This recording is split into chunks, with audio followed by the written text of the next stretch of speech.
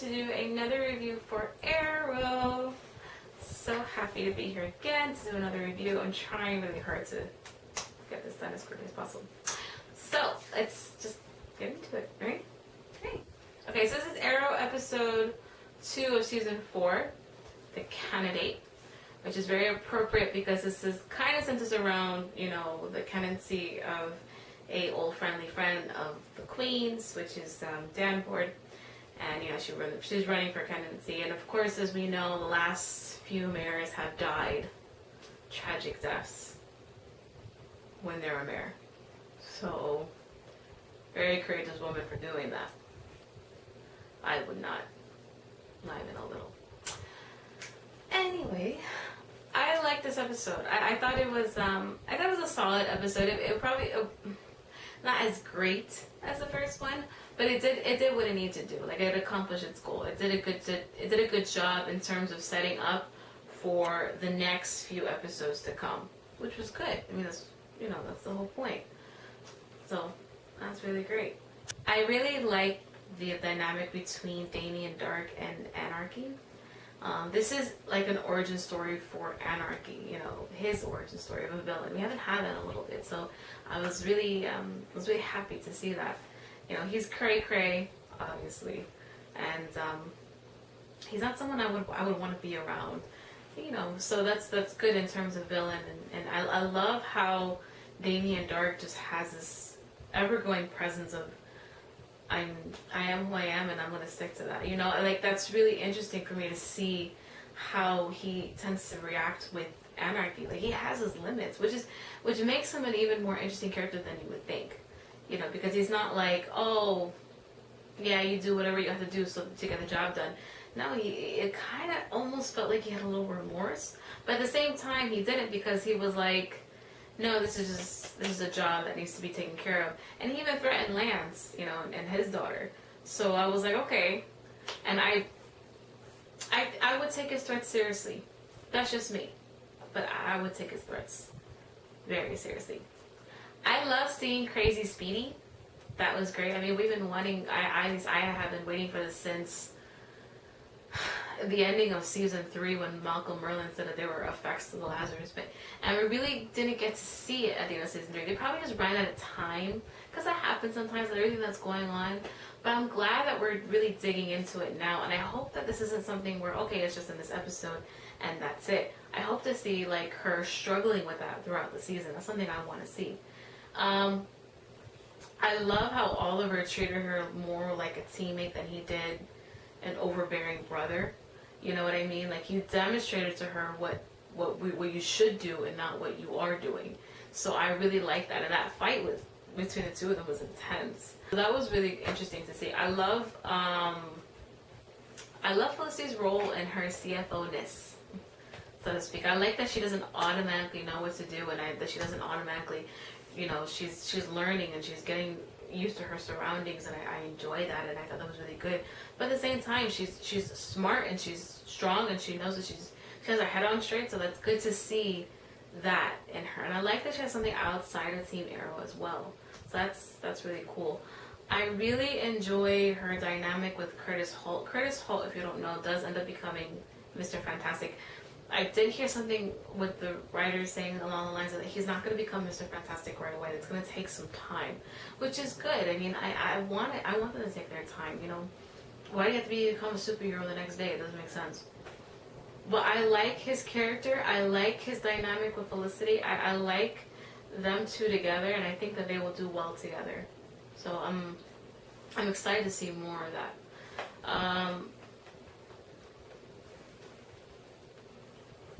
Sorry, I had a train of thought and then I lost it. I hate when that happens. Oh, flashbacks! Yay! So, from what I understand, they're going to try to do a little bit more of year 1 of Arrow, the comic book series, written by Andy Diggle, I think.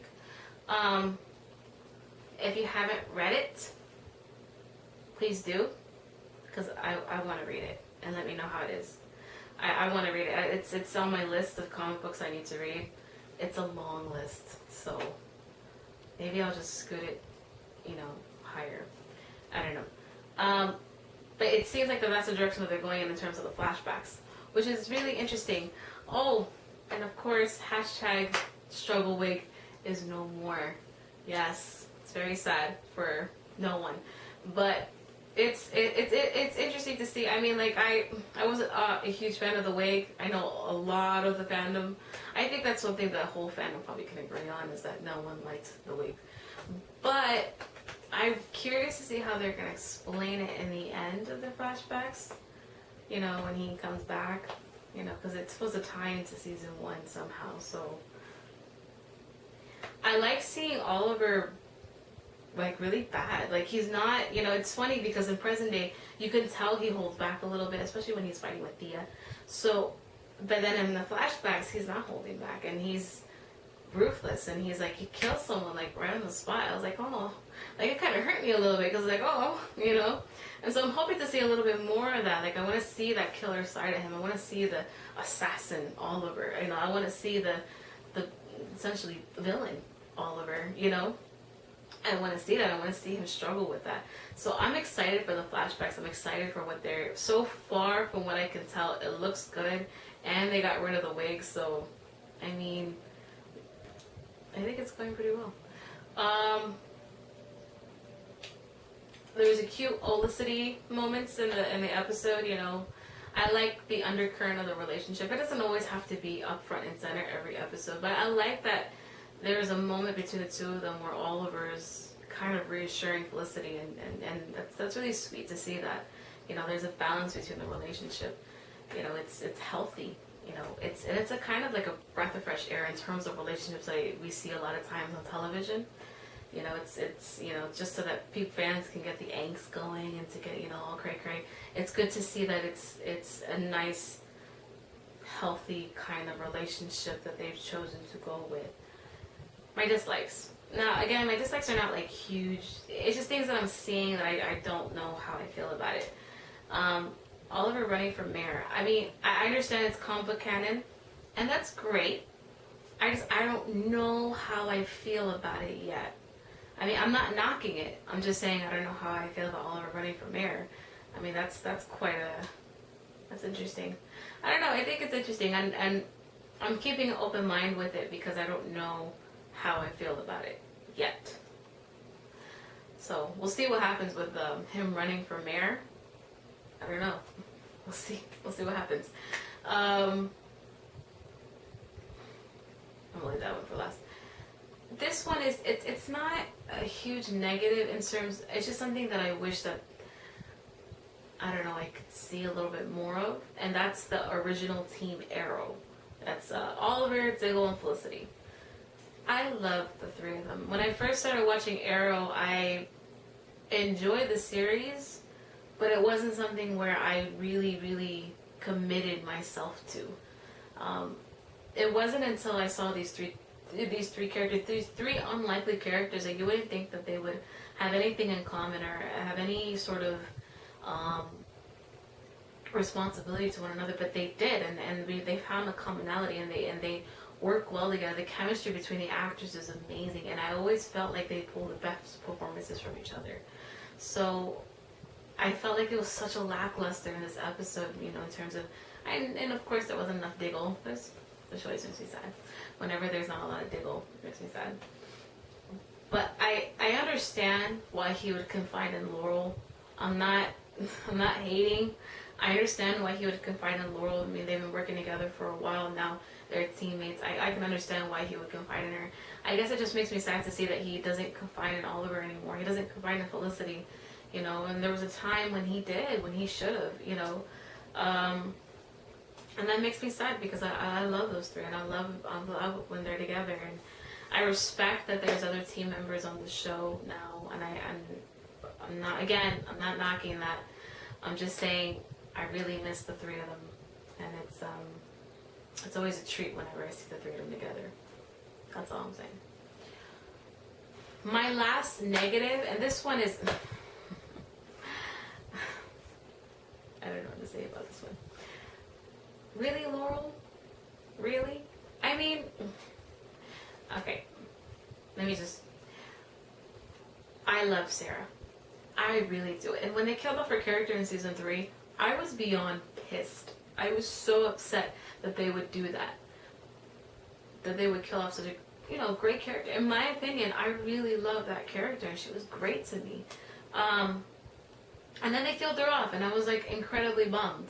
So, and I understand that before even season 3 ended, we knew that she was coming back because we saw the trailer for Legends of Tomorrow. My thing is that, is this really the way the writers decided to go in terms of reviving her? Like, is this really the route that they decided to take? I mean, it doesn't make sense to me that Laurel would actually want to revive her sister after being dead for a year. It doesn't make any sense to me. Story-wise, it's ridiculous. Story-wise. One, she's seen this effects on Thea. So, it's not like she doesn't know what she's doing. She's seen the effects on Thea. Two, she's been dead for over a year. You've mourned her death. You know what I mean? You're at a place, maybe not a great place, but you are getting at a good place with you and your father. You're moving on with your life. You have your life now. Why would you do that to your sister?